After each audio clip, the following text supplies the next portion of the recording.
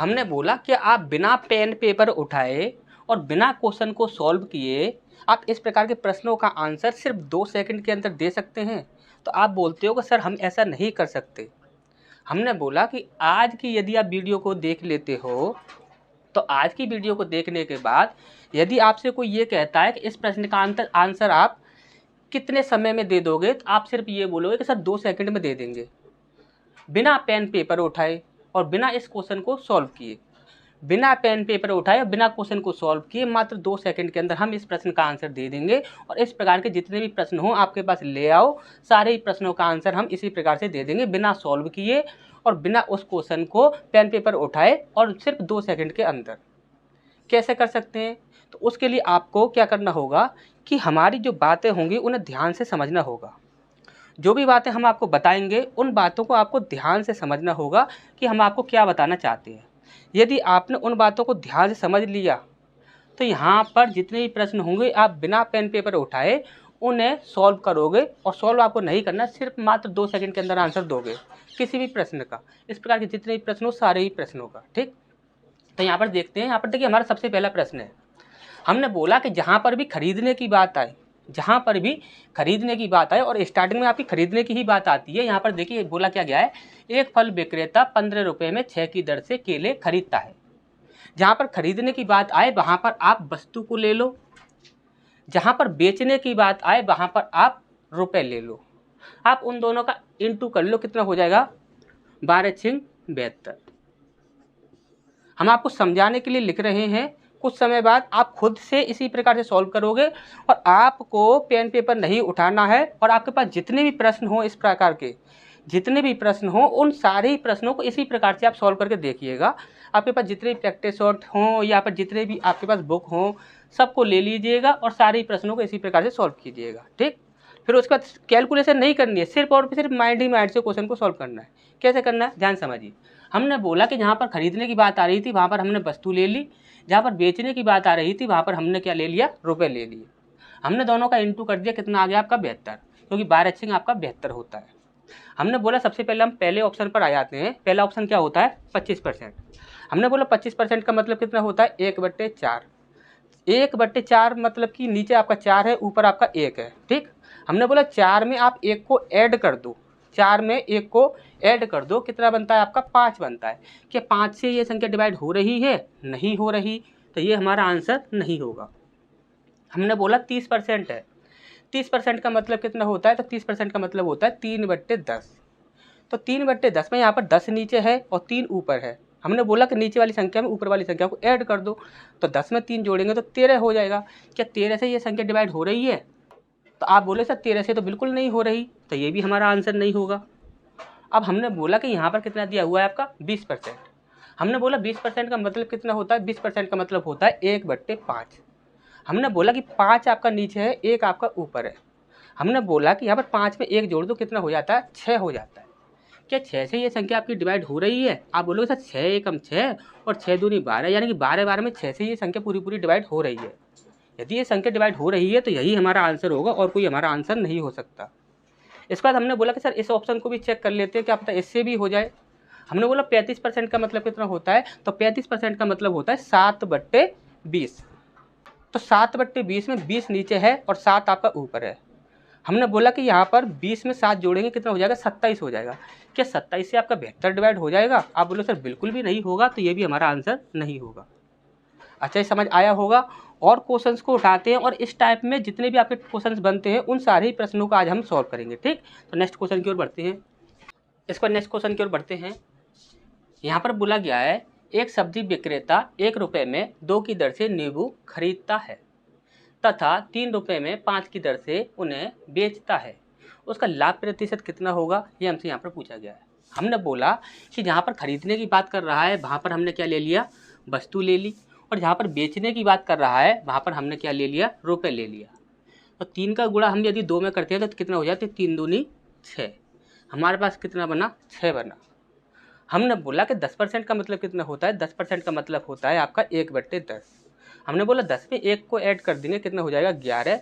क्या 11 से आपका 6 डिवाइड हो जाएगा? नहीं होगा, तो ये हमारा आंसर नहीं होगा। इसके बाद हमने बोला कि ये कितना है आपका 15%। 15% का मतलब कितना होता है 3/20। और 20 में यदि हम 3 जोड़ देते हैं कितना हो जाता है, 23 हो जाता है। क्या 23 से ये संख्या डिवाइड हो जाएगी? नहीं होगी, तो ये भी हमारा आंसर नहीं होगा। हमने बोला ये कितना है आपका 20%। हमने बोला 20% का मतलब कितना होता है, 20% का मतलब होता है 1/5। हमने बोला 5 में आप 1 को ऐड कर दो, कितना हो जाएगा आपका 6 हो जाएगा। क्या 6 से वो संख्या डिवाइड हो रही है? तो आप बोले सर 6 से संख्या वो डिवाइड हो रही है, तो यही हमारा आंसर होगा और कोई भी हमारा आंसर नहीं हो सकता। इसके बाद हमने देखा यहाँ पर कितना है 25%। 25% का मतलब कितना होता है 1/4। हमने बोला 4 में 1 को ऐड कर दो, कितना हो जाता है 5। क्या 5 से 6 डिवाइड हो रहा है? नहीं हो रहा है, तो ये भी हमारा आंसर नहीं होगा। अच्छे समझ आया होगा। नेक्स्ट क्वेश्चन की ओर बढ़ते हैं। इसका नेक्स्ट क्वेश्चन की ओर बढ़ते हैं। देखिए यहाँ पर क्या बोला गया है, एक फल विक्रेता कुछ संतरे 10 रुपये में 5 की दर से खरीद कर 15 रुपये में 6 की दर से बेचता है, उसका लाभ प्रतिशत कितना होगा, ये हमसे यहाँ पर पूछा गया है। हमने बोला कि यहाँ पर आप दर ले लो, वस्तु ले लो, और यहाँ पर आप रुपए ले लो, इन दोनों का इंटू कर दो, कितना होता है आपका 15 पंजे 75। हमारा कितना बन रहा है यहाँ पर 75 बन रहा है। सीधा ही ऑप्शन पर आ जाते हैं। यहाँ पर हमसे बोला गया है 20%। 20% का मतलब कितना होता है 1/5। हमने बोला 5 में 1 ऐड कर दो, कितना हो जाएगा 6 हो जाएगा। क्या 6 से 75 डिवाइड होगा? नहीं होगा, तो ये हमारा आंसर नहीं होगा। हमने बोला ये कितना है आपका 40%। 40% का मतलब कितना है 2/5। 2/5 होता है, तो 5 में आप 2 ऐड कर दोगे, कितना हो जाएगा 7 हो जाएगा। क्या 7 से आपका ये 75 डिवाइड हो जाएगा? नहीं होगा, तो ये भी हमारा आंसर नहीं होगा। इसके बाद हमने बोला कि यहाँ पर कितना है आपका 30%। 30% का मतलब कितना होता है 3/10। तो हमने 10 में 3 को ऐड कर दिया, कितना हो जाएगा 13। क्या 13 से आपका 75 डिवाइड हो जाएगा? नहीं होगा, तो ये भी हमारा आंसर नहीं होगा। हमने बोला ये कितना है आपका 25%। 25% का मतलब कितना होता है 1/4।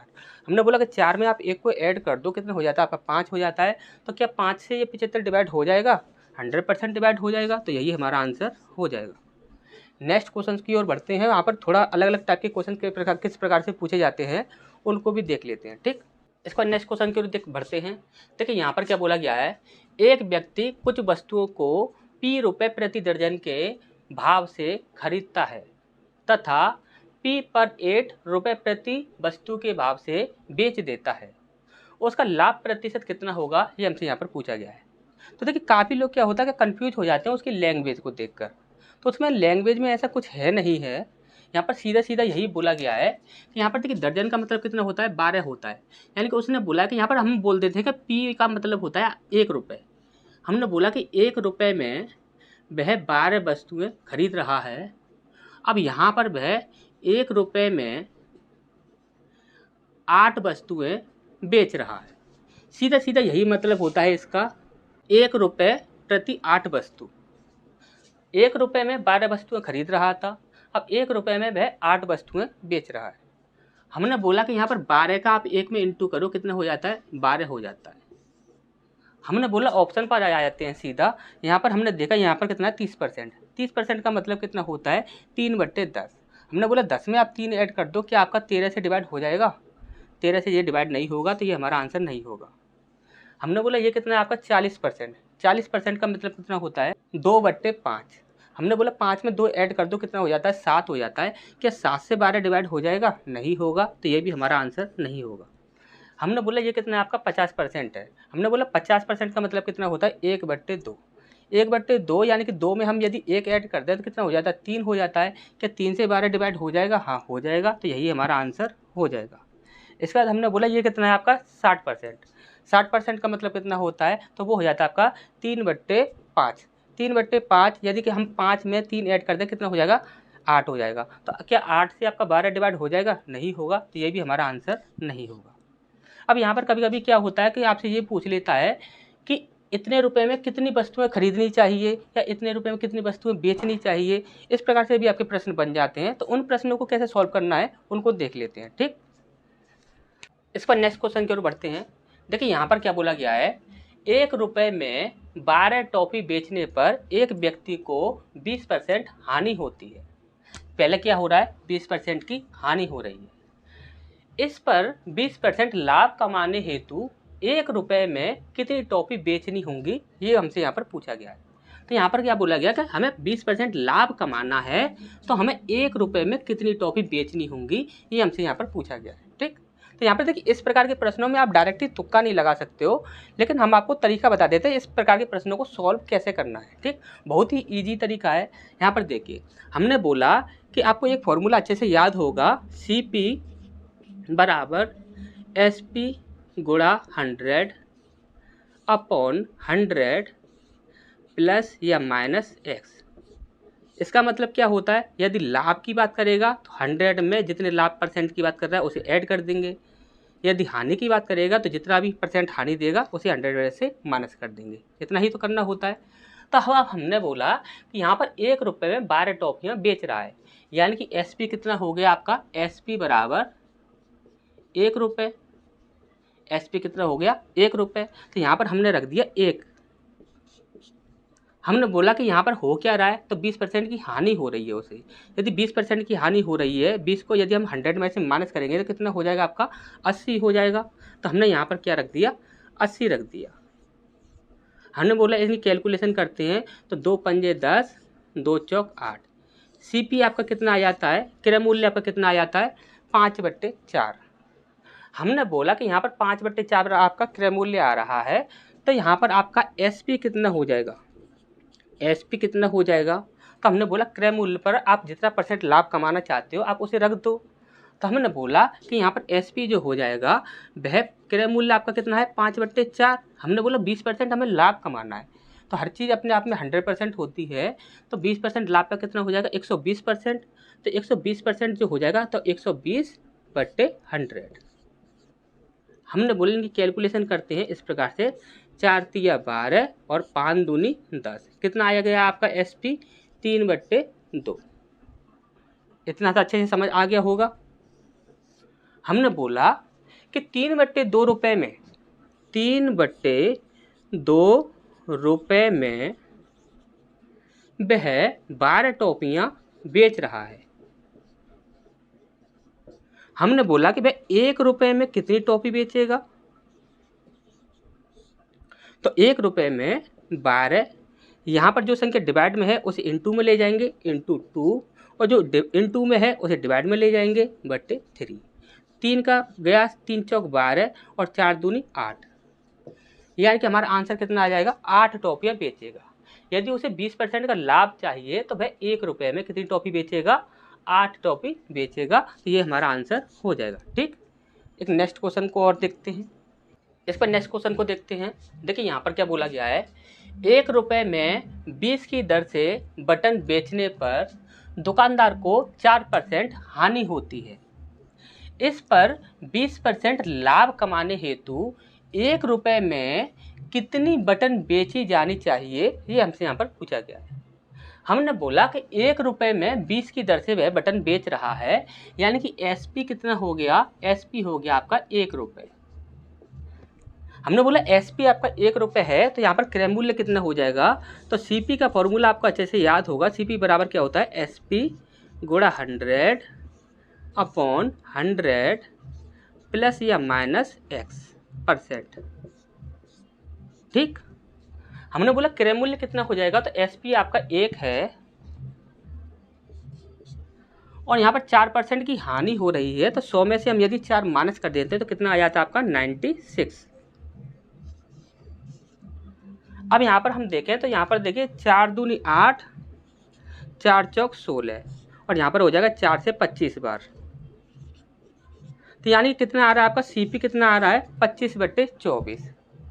हमने बोला कि CP आपका इतना आ गया। अब वह क्या चाहता है कि 20% का लाभ कमाना चाहता है। यदि वह 20% का लाभ कमाना चाहता है तो SP कितना हो जाएगा, तो हमने बोला SP बराबर क्या होगा, यह हर चीज़ अपने आप में 100% होती है, तो 20% का लाभ कमाने पर कितना परसेंट हो गया, 120%। तो यहाँ पर SP कितना हो जाएगा, 25/24 का हम 120% निकालेंगे, 0 से 0 गया, 12 दूनी 24 और यहाँ पर 5 दूनी 10, 5 25, यानी कितना हो जाएगा, 5/4। कितना हो गया आपका, 5/4। हमने बोला कि 5/4 रुपये में 20 बटन बेच रहा है, 20 बटन, 4/5 सॉरी 5/4 में वह 20 बटन बेच रहा है, तो भाई 1 रुपये में कितनी बटन बेचेगा? हमने बोला कि यहाँ पर कितना है 20, जो संख्या आपकी इंटू में है उसे आप यहाँ पर डिवाइड में कर दोगे, और जो संख्या आपकी डिवाइड में है उसे आप इंटू में कर दोगे। 5 चौक 20 होता है और 4 चौक 16, यानी कि उसे 1 रुपये में कितनी बटन बेचनी होंगी? 16 बटन बेचनी होंगी, तभी जाकर वह 20% लाभ कमा सकता है। ठीक,